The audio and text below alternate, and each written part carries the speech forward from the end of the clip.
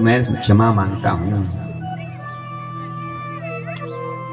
बड़े शर्मिंदा हुए सनत कुमार, ये भगवान हमें भी क्षमा करे, हमने क्रोध में आकर श्राप दे दिया, हमें वैसे करना नहीं चाहिए था। इतनी जल्दी क्रोध भी नहीं करना चाहिए, छोटी छोटी बात पर क्रोध करना अच्छा नहीं होता, क्योंकि क्रोध क्या है? काल है, ये जलाता है हमें अंदर से। जितना आप क्रोध करोगे, जितना दूसरों को डराने के लिए क्रोध करोगे, अगले का कुछ नहीं होने वाला, केवल आपका ही ह्रास होगा, आप ही कमजोर होगे। खून जलता है कहते हैं साधारण भाषा में, जब हम क्रोध करते हैं ना, खून जलता है। और वही अभी बात आई, श्वास जल्दी जल्दी चलती है, श्वास हमारी जल्दी खत्म हो जाती है। इसलिए छोटी छोटी बातों पर प्रयास ये करें, क्रोध ना करें तो अच्छा है। लेकिन अब भगवान ने कहा कि अब ये तो मेरे ही हैं जय विजय, अब 3 जन्मों तक यदि तुमने राक्षस बनने का इन्हें श्राप दिया है, तो मुझे भी 3 जन्मों तक इनके श्राप का उद्धार करने के लिए, इनका उद्धार करने के लिए जाना पड़ेगा। बोली सच्चिदानंद भगवान की।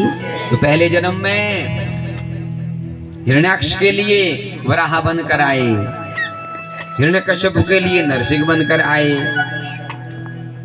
रावण और कुंभकर्ण के लिए राम बनकर आए, कंस और शिशुपाल के लिए कृष्ण बनकर आए। नहीं है, न जाने क्या हो रहा है।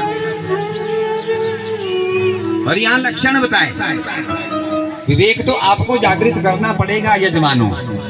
बाकी तो आजकल इस चोले में ना बहुत बैठे हैं आपको लूटने के लिए। आपको पता है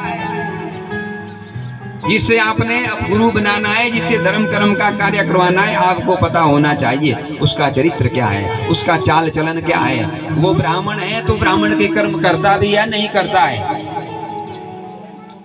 उसकी दिनचर्या क्या है, वो संध्या पाठ करता है कि नहीं करता है, उसने शिक्षा ग्रहण की है या नहीं की है, ये तो आपको पता होना चाहिए। और यदि कोई ब्राह्मण ऐसा है जो मदिरा पान करता है, मांस भक्षण करता है, उल्टा काम करता है, और विद्वान भी है, आप उसको अपने घर में बुलाते हैं, तो उसकी गलती नहीं, आपकी गलती है। क्योंकि वो जब पात्र नहीं है, आपको पता है ये मदिरा पान करता है ब्राह्मण, इसलिए वो शास्त्र का अधिकारी नहीं है, वो फिर दान का अधिकारी नहीं है। यदि वो कुछ गलत काम करता है, वो पूजा का अधिकारी नहीं है, तब भी यदि आप उसको अपने घर में बुला रहे हो, वो चाहे आपका पुरोहित ही क्यों ना हो। यहाँ हमारे ये भी परंपरा है, पुरोहित है यहाँ पर हमारे अगर पुरोहित जी को नहीं बुलाएंगे तो रूठ जाएंगे। अरे भैया, पुरोहित लायक बन तो पहले। पुरोहित का अर्थ है पुरोहित, जो दूसरों का हित करे। दूसरों का हित तो तब होगा ना जब ब्राह्मण